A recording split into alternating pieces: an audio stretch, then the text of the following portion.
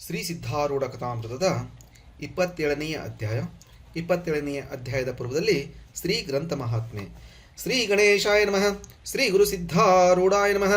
4 ವೇದ, 6 ಶಾಸ್ತ್ರ, 18 ಪುರಾಣ, 28 ದಿವ್ಯ ಆಗಮಗಳ ಸರ್ವಸಾರಭೂತವಾದ ಶ್ರೀ ಸಿದ್ಧ ಪುರುಷನ ಈ ಪವಿತ್ರವಾದ ಚರಿತ್ರೆಯನ್ನು ನಿತ್ಯವೂ ಶ್ರದ್ಧೆಯಿಂದ ಓದುವ, ಕೇಳುವ, ಪೂಜಿಸುವ ಸರ್ವ ಭಕ್ತರಿಗೆ ಧರ್ಮ, ಅರ್ಥ, ಕಾಮ, ಮೋಕ್ಷಗಳು ಸಿದ್ಧಿಸುವವು. ಸರ್ವ ಕಷ್ಟ ನಷ್ಟಗಳು, ಸರ್ವ ಪಾಪತಾಪಗಳು, ಚೋರ ವೈರಿ ವಿಷಭೂತಾದಿ ಭೀತಿಗಳು ಬಯಲಾಗಿ ಸರ್ವದಾ ಸಕಲ ಸನ್ಮಂಗಳಿಂದ ಕೂಡಿದ ಸುಖ ಸೌಭಾಗ್ಯಗಳು ಒದಗಿ ಬರುವವು. ಶ್ರೀ ಸಿದ್ಧ ಸದ್ಗುರುವಿನ ಕೃಪಾಪೂರ್ವಕ ಶ್ರವಣ ಮಾಡುವುದರಿಂದ ಶಾಂತಿ, ದಾಂತಿ, ವಿವೇಕ, ಜ್ಞಾನ, ಸದ್ಭಕ್ತಿಗಳು ಸಂಪ್ರಾಪ್ತವಾಗುವವು. ಈ ಗ್ರಂಥವನ್ನು ತನ್ನ ಇಷ್ಟದೇವತಾ ಮಂತ್ರದೊಡನೆ ಗಂಧ, ಅಕ್ಷತಾ, ಧೂಪ, ದೀಪ, ನೈವೇದ್ಯಗಳಿಂದ ಪೂಜಿಸಿ ಪ್ರತಿ ಅಧ್ಯಾಯದ ಪ್ರಾರಂಭದಲ್ಲಿ ಗ್ರಂಥ ಮಹಿಮೆಯನ್ನು ಪಠಿಸಿ ಸ್ಮರಿಸಿ ನಂತರ ಪಾರಾಯಣ ಮಾಡಿ ಮಂಗಳ ವಿಭೂತಿ ಪ್ರಸಾದಗಳನ್ನು ಭಕ್ತಿಯಿಂದ ಸ್ವೀಕರಿಸುವುದು ಶಿಷ್ಟರ ಸಂಪ್ರದಾಯವಾಗಿದೆ. ಇತಿ ಗ್ರಂಥ ಮಹಾತ್ಮೆ ಸಮಾಪ್ತಿ. ಓಂ ತತ್ಸ. ಮನಸ್ಸಿನಿಂದಲೇ ಸದ್ಗುರುವಿನರಿವಿದ್ದು ಚಿಂತಿಸೆ ನಮ್ರದಿ ಜನನ ಮರಣಗಳೆಂಬ ದುಃಖವು ಅಳಿಯುವುದು ಬಹು ತೀವ್ರದಿ. ಭಕ್ತ ರಕ್ಷಕನಾದ ಸದ್ಗುರುವವರ ಶ್ರಮವನ್ನು ಕಳೆಯುತ್ತಾ ವ್ಯಕ್ತವಾಗಿಯೇ ಮಳೆಯ ತರಿಸಿದನೊಲಿದು ದಾಸರ ಪೊರೆಯುತ್ತ ಒಲಿದು ದಾಸರ ಪೊರೆಯುತ್ತ ಒಲಿದು ದಾಸರ ಪೊರೆಯುತ್ತ. ಹೇ ಸಿದ್ಧಾರೂಢ ಯತೀಶ್ವರನೇ, ನಿನಗೆ ಜಯವಾಗಲಿ. ನೀನು ಅಭಯದಾತನು ಮತ್ತು ಉದಾರನಿದ್ದಿ. ನಿರ್ಗುಣ ಬ್ರಹ್ಮನು ನೀನೇ ಇದ್ದು ಸಗುಣಾವತಾರ ಧರಿಸಿರುತ್ತಿ. ನೀನು ದಯಾಸಾಗರನಾಗಿಯೂ ದೀನಬಂಧು ಆಗಿಯೂ ಇರುತ್ತಿ. ನಿನ್ನ ನಾಮವನ್ನು ಪ್ರೇಮದಿಂದ ಉಚ್ಚರಿಸಿದ ಮಾತ್ರದಿಂದ ಪಾಪಗಳು ದಿಗ್ಭ್ರಮವಂದಿ ಓಡುತ್ತವೆ. ನಿನ್ನ ಭಕ್ತರಿಗೆ ಆ ನಾಮದಿಂದ ಸರ್ವಕಾಮನೆಗಳು ಪೂರ್ಣವಾಗುತ್ತವೆ. ಇತರ ಯಾವ ಸಾಧನೋಪಾಯವನ್ನು ಮಾಡದೆ ನಿನ್ನ ಚರಣ ಚಿಂತನೆಯಿಂದಲೇ ನಿನ್ನ ಭಕ್ತರು ಭಾವಯವನ್ನು ಕಳೆದುಕೊಳ್ಳುತ್ತಾರೆ. ನಿನ್ನ ಮುಖದಿಂದ ಹೊರಡುವ ಭಾಷಣವು ಅಮೃತಕ್ಕಿಂತ ಸಿಹಿಯಾಗಿದ್ದು ಶ್ರವಣ ಮಾತ್ರದಿಂದ ಎಲ್ಲ ಪಾಪಗಳು ತಾಪಗಳು ಹೋಗಿ ಆನಂದದಿಂದ ಮನಸ್ಸು ಶಾಂತವಾಗುತ್ತದೆ. ಭಕ್ತರ ಸುಖವೇ ನಿನ್ನ ಸುಖವು. ಅದಕ್ಕಾಗಿ ನಿರಾಮಯನೂ ನಿತ್ಯನೂ ಆನಂದಮಯನೂ ಆಗಿರುವಂಥ ನೀನು ಅವರ ಸುಖದೆಶೆಯಿಂದ ಉಪಾಯಗಳನ್ನು ಮಾಡುತ್ತಿ. ಇರಲಿ, ಸಿದ್ಧಾಶ್ರಮದಲ್ಲಿ ಪ್ರತಿ ವರ್ಷ ಶ್ರಾವಣ ಮತ್ತು ಶಿವರಾತ್ರಿಗೆ ಮಹೋತ್ಸವಗಳಾಗುವವು. ಆ ಸಮಯದಲ್ಲಿ 7 ದಿವಸಗಳ ತನಕ ರಾತ್ರಿ ಹಗಲು ಭಜನೆ ಕೀರ್ತನಾದಿಗಳು ನಡೆಯುತ್ತಿರುತ್ತವೆ. ಶಿವರಾತ್ರಿ ಮಹೋತ್ಸವಕ್ಕೆ ಲಕ್ಷಾವಧಿ ಜನರು ಬರುವರು. ಇವರೆಲ್ಲರ ದೆಶೆಯಿಂದ ಮಠದಲ್ಲಿ ಅಡಿಗೆ ತಯಾರಾಗುವುದು ಮತ್ತು ದಿನಕ್ಕೆ 2 ವರ್ತಿ ಜನರಿಗೆ ಭೋಜನವನ್ನು ಹಾಕುವರು.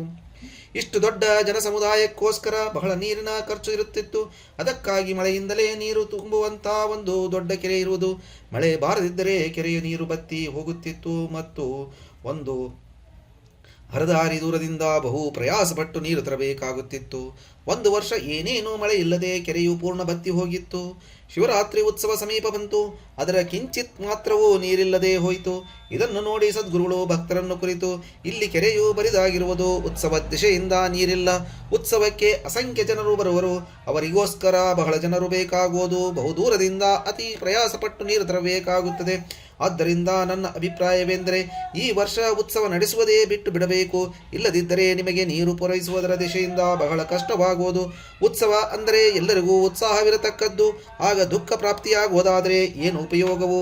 ಆದ್ದರಿಂದ ನಿಮಗೆ ನಾನು ಹೇಳುವುದೇನೆಂದರೆ ಈ ವರ್ಷ ಉತ್ಸವವನ್ನು ಮಾಡಬೇಡಿರಿ ಅಂದರು. ಈ ವಚನಗಳನ್ನು ಕೇಳಿ ಆ ಭಕ್ತಜನರು ತಮ್ಮೊಳಗೆ, ನಮ್ಮ ಭಕ್ತಿ ಪರೀಕ್ಷಾರ್ಥವಾಗಿ ಸದ್ಗುರು ಈಗಂದಿರಬೇಕು. ಇಷ್ಟು ಭಕ್ತ ಮಂಡಳಿ ಇದ್ದು ಗುರು ಕಾರ್ಯದಲ್ಲಿ ಹಿಂಜರಿಯುತ್ತಾರೋ ನೋಡೋಣ ಎಂದು ತಿಳಿದುಕೊಳ್ಳಲಿಕ್ಕೆ ಸದ್ಗುರುಗಳು ಈಗೆನ್ನುವರು. ಇದರಲ್ಲಿ ಏನೇನೂ ಸಂಶಯವಿಲ್ಲ ಎಂದು ಅನ್ನುತ್ತಿದ್ದರು. ಆಗ ಕೆಲವು ಕುಹಕರು, ನೀವು ಸಿದ್ಧರು ಈಶ್ವರನೆನ್ನುವಿರಿ, ಹಾಗಾದರೆ ಆತನಿಗೆ ಸಾಧ್ಯವಿಲ್ಲದ ಕೆಲಸ ಯಾವುದೆಂದು ನಮಗೆ ಹೇಳಿರಿ. ಈತನು ಸಂಕಲ್ಪ ಮಾಡಿದ್ದಾದರೆ ಕೂಡಲೇ ಪೃಥ್ವಿಯ ಮೇಲೆ ಮಳೆ ಬರಬೇಕು. ಈತನು ಪೂಜಾ ತೆಗೆದುಕೊಳ್ಳಲಿಕ್ಕೆ ಯೋಗ್ಯನೇ ಆಗದಿದ್ದರೆ ನೀರಿಗೆ ಚಿಂತೆ ಯಾಕೆ ಮಾಡುತ್ತಿರಬೇಕು ಎಂದು ಕುಹಕರು ಅಂದು ವಚನವನ್ನು ಕೇಳಿ ತುಕ್ಕಪ್ಪನೆಂಬ ಭಕ್ತನು ಬಹಳ ಸಂತಾಪದಿಂದ ಅವರನ್ನು ಕುರಿತು, ಹೇ ಮೂರ್ಖರುಳಿರ, ಶ್ರೀ ಸಿದ್ಧನು ಪ್ರತ್ಯಕ್ಷ ನಿರ್ಗುಣ ಬ್ರಹ್ಮನಿದ್ದು ಸರ್ವಾಧಿಷ್ಠಾನವಾಗಿರುತ್ತಾನೆ. ಸೃಷ್ಟಿ, ಸ್ಥಿತಿ, ಲಯಾದಿ ಈ ಅಲ್ಪ ಕಾರ್ಯಗಳನ್ನು ಕರ್ಮಗಳನ್ನು ತ್ರಯಮೂರ್ತಿಗಳಾಗಿ ಒಪ್ಪಿಸಿಕೊಟ್ಟು ತಾವು ಉಪಾಧಿರತವಾಗಿದ್ದರು ಭಕ್ತರ ಪ್ರೇಮಕ್ಕೋಸ್ಕರ ಈ ಲೋಕದಲ್ಲಿ ಕ್ರೀಡಾ ಮಾಡುತ್ತಿರುವನು. ಪ್ರಾಣಗಳ ಕರ್ಮಾನುಸಾರ ಅವರವರಿಗೆ ಸುಖವನ್ನು ಈಶ್ವರನು ಕೊಡುತ್ತಾನೆ. ನಮಗೆ ಸುಲಭವಾದರೆ ಭಕ್ತಿ ಮಾಡುವೆವು ಎಂದು ಮಾತು ಅಲಿಸಿ ಆ ಜನರದು ಇರುತ್ತದೆ. ಎಷ್ಟು ಸಂಕಟ ಪ್ರಾಪ್ತವಾದರೂ ಭಕ್ತಿ ಕಾರ್ಯವನ್ನು ಬಿಡಲಾರನೆಂದು ಯಾರು ನಿರ್ಧಾರ ಮಾಡುವರೋ ಅಂಥವರ ಮೇಲೆ ಸದ್ಗುರುವು ಕೃಪಾ ಮಾಡುವನು. ನಮ್ಮ ದೃಢ ನಿಶ್ಚಯವನ್ನು ಪರೀಕ್ಷೆ ಮಾಡುವುದರ ದಿಶೆಯಿಂದ ಸದ್ಗುರುವು ಈ ಯುಕ್ತಿ ತೆಗೆದಿದ್ದಾನೆ. ಪ್ರಾಣ ಹೋಗುವುದಾದರೂ ಗುರು ಕಾರ್ಯವನ್ನು ಬಿಡೆವು ಎಂದು ನಾವೆಲ್ಲರೂ ನಿಶ್ಚಯ ಮಾಡೋಣ ಎಂದು ತುಕ್ಕಪ್ಪನು ಅಂದ ಮಾತನ್ನು ಕೇಳಿ ಇತರ ಭಕ್ತರು ಶಾಭಾಸ್ ಅಂದರು. ಈ ದಿವಸ ಎಲ್ಲ ಭಕ್ತರು ಕೂಡಿ ಇದನ್ನೇ ನಿರ್ಣಯ ಮಾಡುವಂತರಾದರು. ಮರುದಿವಸ ಎಲ್ಲರೂ ಕೂಡಿ ತುಕ್ಕಪ್ಪನನ್ನು ತಮ್ಮೊಳಗೆ ಪ್ರಮುಖನನ್ನಾಗಿ ಮಾಡಿ ಸದ್ಗುರು ಸನ್ನಿಧಿಯಲ್ಲಿ ಬಂದರು. ತುಕ್ಕಪ್ಪನು ಸಿದ್ಧರನ್ನು ಕುರಿತು, ಏ ಪ್ರಭೋ, ನೀವು ನಮ್ಮಂಥ ಪಾಮರರನ್ನು ಉದ್ಧರಿಸುವುದಕ್ಕಾಗಿ ಈಶ್ವರಿ ಅವತಾರಕರಿದ್ದೀರಿ. ನಿನ್ನಿನ ದಿವಸ ನೀವು ಆಡಿದ ಮಾತು ಸತ್ಯವಾಗಿ ಆಜ್ಞೆಯಲ್ಲವೆಂದು ನಾವು ತಿಳಿಯುತ್ತೇವೆ. ನಮ್ಮ ಭಕ್ತಿ ಪರೀಕ್ಷಾರ್ಥವಾಗಿ ನೀವು ಹಾಗೆ ಮಾತಾಡಿರುವೆನೆಂದು ನಾವು ನಿಜವಾಗಿ ತಿಳಿದಿರುತ್ತೇವೆ. ಯಾಕೆಂದರೆ ಉತ್ಸವಗಳು ಲೋಕೋದ್ಧಾರವರ್ತಾಗಿದ್ದು ಆ ಕಾಲದಲ್ಲಿ ಬಹಳ ಸೇವಾ ಮಾಡುವ ಸಂಧಿಯು ನಮಗೆ ದೊರೆಯುವುದು. ಈ ಸಂಧಿ ತಪ್ಪಿದೆಂದರೆ ಸಂಸಾರದೊಳಗೆ ತೊಳಕಿ ಬಿದ್ದಿರುವ ಹನುಮಂತವರಿಗೆ ಬೇರೆ ರೀತಿಯಿಂದ ಸೇವಾ ಘಟಿಸುವ ಇದು ನಮಗೆ ಗತಿ ಯಾವುದು? ಇದಲ್ಲದೆ ನಿಮ್ಮ ದರ್ಶನೋತ್ಸುಕರಾಗಿ ಲಕ್ಷಾವಧಿ ಪರಸ್ಥಳಿಕ ಜನರು ಬರುವರು. ಅವರೆಲ್ಲರೂ ಇಲ್ಲಿ ಸದ್ಗುರು ಸೇವಾ ಮಾಡಿ ಕೃತಕೃತ್ಯರಾದರೆಂದು ತಿಳಿದುಕೊಂಡು ಹೋಗುವರು. ಉತ್ಸವ ಮಾಡುವುದು ಬಿಟ್ಟರೆ ಅವರಿಗೆ ಈ ವರ್ಷ ನಿರಾಶೆಯಾಗಿ ನಿಮ್ಮ ದರ್ಶನವು ಘಟಿಸದ ನಿಮ್ಮ ಭಕ್ತೋದ್ಧಾರ ಕಾರ್ಯವು ನಿಂತು ಹೋಗುವುದು ಎಂಬುದಕ್ಕೋಸ್ಕರ ನಾವು ನಿಮ್ಮನ್ನು ಕುರಿತು ಪ್ರಾರ್ಥಿಸುತ್ತೇವೆ. ಈ ವರ್ಷ ಅಧಿಕ ಸೇವಾ ಇದ್ದರೆ ನಮ್ಮ ಮೇಲೆ ಅಧಿಕ ಕೃಪೆಯಿಂದ ತಿಳಿಯುವೆವು. ಪ್ರಾಣ ಹೋಗುವುದಾದರೂ ಶ್ರಮಕ್ಕೆ ಹೆದರದೆ ಗುರುಕಾರ್ಯವನ್ನು ಯೋಗ್ಯ ರೀತಿಯಿಂದ ಮಾಡುವೆವು. ನಮ್ಮ ಶರೀರವು ಅಶಾಶ್ವತವಿದ್ದು ಈ ಉತ್ತಮ ಸಂಧಿ ತಪ್ಪಿತೆಂದರೆ ಮುಂದೆ ಎಂದೂ ಇಂಥ ಸೇವಾ ಕಾರ್ಯ ದೊರೆಯಲಾರದು ಎಂದು ನಿರ್ಧಾರವಾಗಿ ಹೇಳುವೆವು. ಆದ್ದರಿಂದ ಜಾತ್ರೆ ಕೆಲಸವನ್ನು ನಡೆಸಲಿಕ್ಕೆ ನಮಗೆ ಆಜ್ಞೆಯಾಗಬೇಕು ಎಂದು ಪ್ರಾರ್ಥಿಸಿದನು. ಇದನ್ನು ಕೇಳಿ ಸದ್ಗುರುಗಳು, ಎಷ್ಟು ಸಂಕಟಗಳು ಬಂದರೂ ಕಾರ್ಯ ನಡೆಸುವೆವು ಎಂದು ನೀವು ನಿಶ್ಚಯ ಮಾಡಿದ್ದಾದರೆ ಉತ್ಸವವನ್ನು ಮಾಡಿ ನಡೆಸಿರಿ. ಭಾರವೆಲ್ಲ ನಿಮ್ಮ ಮೇಲೆಯೇ ಇರುತ್ತದೆ ಎಂದು ಹೇಳಿದರು. ಈ ಪ್ರಕಾರ ಅಂದು ಸದ್ಗುರುಗಳು ತಮ್ಮೊಳಗೆ ನಗುವಂತರಾದರು. ಯಾಕೆಂದರೆ ಭಕ್ತರ ಮೇಲೆ ಭಾರ ಹಾಕಿದರೂ ಕಡೆಗೆ ಅದು ತನ್ನ ಮೇಲೆಯೇ ಬರುವುದು. ಸದ್ಗುರುಗಳ ಕೃಪಾವಚನವನ್ನು ಕೇಳಿ ಎಲ್ಲ ಭಕ್ತ ಜನರು ಆನಂದಪಟ್ಟು ಸದ್ಗುರು ನಾಮಸ್ಮರಣೆ ಮಾಡುತ್ತಾ ತಮ್ಮ ಗೃಹಗಳಿಗೆ ತೆರಳುವಂತರಾದರು. ಅತ್ಯಂತ ದಯಾಳುವಾದ ಸದ್ಗುರುನಾಥನು ಭಕ್ತರ ದೆಸೆಯಿಂದ ಚಿಂತೆ ಮಾಡುತ್ತಾ ಕುಳಿತನು. ಮರುದಿವಸ ಸಿದ್ಧರು ಬರಿದಾದ ಮೃಚ್ಚಿಕಾ ಪಾತ್ರೆಯನ್ನು ಕೈಯಲ್ಲಿ ತೆಗೆದುಕೊಂಡು ಹೊರಟರು. ಕೆರೆಯ ದಂಡೆಯ ಮೇಲೆ ಬಂದು ಆ ಬರೆಯ ಕೆರೆಯೊಳಗೆ ಇಳಿದು ಮೃತ್ತಿಕಾ ಪಾತ್ರೆಯನ್ನು ಸಮೀಪ ಇಟ್ಟುಕೊಂಡು ಕುಳಿತುಕೊಂಡರು. ಆ ಪಾತ್ರೆಯ ಮೇಲೆ ಹಸ್ತವಿಟ್ಟು 3 ಗಳಿಗೆ ತನಕ ಕುಳಿತುಕೊಂಡು ಆಮೇಲೆ ಅದನ್ನು ಕೈಯಲ್ಲಿ ತೆಗೆದುಕೊಂಡು ಪೂರ್ವಸ್ಥಾನಕ್ಕೆ ತಂದರು. ಯಾರೋ ಒಬ್ಬರು ಈ ಪಾತ್ರೆಯೊಳಗೆ ನೋಡುವಾಗ ಅದರೊಳಗೆ ನೀರು ತುಂಬಿದ್ದನ್ನು ಕಂಡರು. ಎಲ್ಲರಿಗೂ ಆಶ್ಚರ್ಯವಾಯಿತು. ಮಹಾತ್ಮರಾದರೂ ತೂಷ್ಣ ಸ್ಥಿತಿಯಲ್ಲಿದ್ದರು. ಅಷ್ಟರೊಳಗೆ ಆಕಾಶದಲ್ಲಿ 4 ಕಡೆಯಿಂದ ಮೇಘಗಳು ಬಂದು ತುಂಬಿದವು. ವಿದ್ಯುಲ್ಲತೆಯೂ ಚಳಕಿಸಿತು, ಮೇಘಗರ್ಜನೆಯೂ ಕೇಳಿಸಿತು. ಆಗ ಭಕ್ತರೆಲ್ಲ ಆನಂದಭರಿತರಾಗಿ ಸಿದ್ಧರನ್ನು ಕುರಿತು ಮಳೆ ಬರಲಿಕ್ಕೆ ಆರಂಭವಾಯಿತು. ಇದು ನಿಮ್ಮ ಮಹಿಮೆಯ ಕಾರ್ಯವಿರುತ್ತೆ ಎಂದು ಹೇಳಿದರು. ಒಳ್ಳೆಯ ಭರದಿಂದ ಘನವಾದ ಮಳೆಯು ಬೀಳಲಾರಂಭಿಸಿತು. ಕಾಲುವೆಯೊಳಗಿಂದ ಹಳ್ಳ ಬಂದು ಒಂದೇ ತಾಸಿನೊಳಗೆ ಕೆರೆಯು ಪೂರ್ಣವಾಗಿ ನೀರಿನಿಂದ ತುಂಬುವಂತದ್ದಾಯಿತು. ಇದನ್ನು ನೋಡಿ ತುಕ್ಕಪ್ಪನು ಆನಂದದಿಂದ ಕುಣಿಯುತ್ತಿದ್ದನು. ಆತನು ಅನ್ನುತ್ತಾನೆ, ಸದ್ಗುರು ಕರುಣಾಮೂರ್ತಿ ಇದ್ದು ಭಕ್ತರ ದುಃಖವು ಆತನಿಂದ ನೋಡಲಾರದೆ ನಮ್ಮ ಪರೀಕ್ಷೆ ಮಾಡಿದರೂ ಕಾರ್ಯವನ್ನು ನಿಶ್ಚಯವಾಗಿ ಆತನೇ ಕೈಕೊಂಡನು. ಎಲ್ಲ ಭಕ್ತರ ಹೃದಯದಲ್ಲಿ ಆನಂದವು ವ್ಯಾಪಿಸಿತು. ಆಗ ಕೆರೆಯ ಸಮೀಪ ಸದ್ಗುರುನಾಥರು ಬಂದರು. ಅಲ್ಲಿ ಎಲ್ಲ ಭಕ್ತರು ಸದ್ಗುರುಗಳಿಗೆ ಆರತಿಯನ್ನು ಬೆಳಗುವಂತರಾದರು. ಅದೇ ಸಮಯದಲ್ಲಿ ಆ ಕೋಕರಾದರೂ ಸಿದ್ಧರ ಮುಂದೆ ಬಂದು, ಹೇ ಸದ್ಗುರುಗಳೇ, ನಾವು ನಿಮ್ಮ ನಿಂದೆ ಬಹಳ ಮಾಡಿದೆವು. ಈಗ ನಿಮ್ಮ ಪಾದಕ್ಕೆ ಬೀಳುವೆವು. ನಮ್ಮನ್ನು ಕ್ಷಮಾ ಮಾಡಬೇಕಾಗಿ ಪ್ರಾರ್ಥಿಸುವೆವು ಅಂದರು. ಅವರಿಗೆ ಮಹಾರಾಜರು, ಈಶ್ವರನೇ, ನಿಮ್ಮ ಮಾತುಗಳನ್ನು ಮಾನ್ಯ ಮಾಡಿ ಮಳೆಯನ್ನು ತರಿಸಿದನು ಮತ್ತು ನಿಮ್ಮಿಂದ ಪೂಜಾ ತೆಗೆದುಕೊಳ್ಳುವುದಕ್ಕೆ ಯೋಗ್ಯತೆಯನ್ನು ಸಂಪಾದಿಸಿಕೊಂಡನು. ನಿಮ್ಮಿಂದಲೇ ಎಲ್ಲರಿಗೂ ಕ್ಷೇಮವಾಯಿತು. ಇಲ್ಲದಿದ್ದರೆ ಬಹಳ ದುಃಖ ಅನುಭವಿಸಬೇಕಾಗುತ್ತಿತ್ತು. ಈಶ್ವರನು ನಿರ್ಧಕಾರಿಗೂ ವಂದಕರಿಗೂ ಸಮಾನ ಫಲವನ್ನು ಕೊಡುತ್ತಾನೆ. ಯಾವ ರೀತಿಯಿಂದಲಾದರೂ ಆತನ ಚಿಂತನೆಯಾಗಬೇಕು. ಇದೇ ಮುಖ್ಯ ಗುಟ್ಟಾಗಿರುತ್ತದೆ. ಆದರೆ ವಂದಕರಿಗೆ ಸುಖ, ನಿಂದಕರಿಗೆ ಈ ಲೋಕದಲ್ಲಿ ದುಃಖವಾಗುತ್ತದೆ. ಈಗ ನಿಮಗೆ ಅನುತಾಪವಾಯಿತು.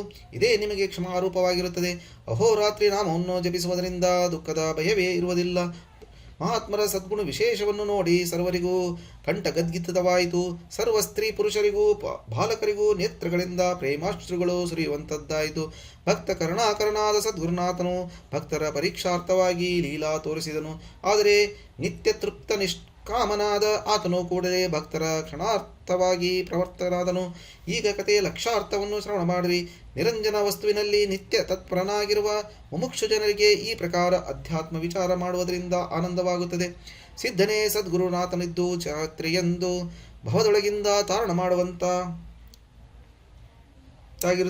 ಇದಕ್ಕೋಸ್ಕರ ಆನಂದವು ಜಲವು ಅವಶ್ಯವಾಗಿರುತ್ತದೆ. ಆದ್ದರಿಂದ ಮುಮುಕ್ಷುಗಳಾದ ಭಕ್ತ ಜನರನ್ನು ಕುರಿತು ಸದ್ಗುರು ಅನ್ನುತ್ತಾನೆ.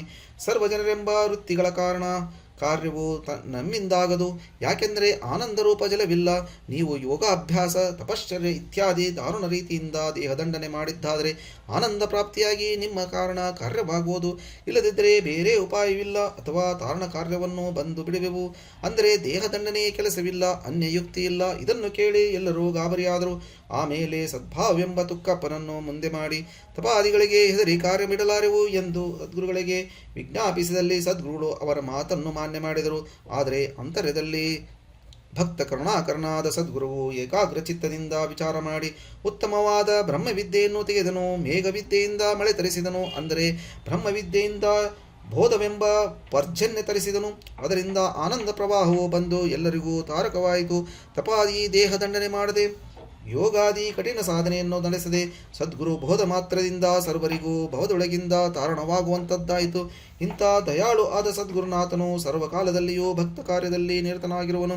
ಆದ್ದರಿಂದಲೇ ಅನಾಥನಾಥನಾದ ಆತನ ಪಾದಗಳನ್ನು ತುರೆಯಿಂದ ತಡೆಯತಕ್ಕದ್ದು. ಹೇ ಶ್ರೋತಾ ಜನರುಗಳಿರ, ಮುಂದಿನ ಅಧ್ಯಾಯದಲ್ಲಿ ಸುರಸವಾದ ಕಥನವನ್ನು ಶ್ರವಣ ಮಾಡುವಂತರಾಗಿರಿ. ಭವಾದ್ದಿಯಿಂದ ತಾರಣವಾಗಲಿಕ್ಕೆ ಚರಿತ್ರ ಶ್ರವಣವು ಸುಗಮೋಪಾಯವಾಗಿರುವುದು ಎಂಬಲ್ಲಿಗೆ ಶ್ರೀ ಸಿದ್ಧಾರೂಢ ಕಥಾಮೃತದೋಳ್ ಶ್ರವಣ ಮಾತ್ರದಿಂದ ಸರ್ವ ಪಾಪಗಳನ್ನು ಭಸ್ಮ ಮಾಡುವಂಥ ಅತಿ ಮಧುರವಾದ ಈ 27ನೇ ಅಧ್ಯಾಯವನ್ನು ಶಿವದಾಸನು ಶ್ರೀ ಸಿದ್ಧಾರೂಢ ಸದ್ಗುರುಗಳ ಚರಣಾರವಿಂದಗಳಲ್ಲಿ ಅರ್ಪಿಸಿರುವನು. ಓಂ ತತ್ಸ.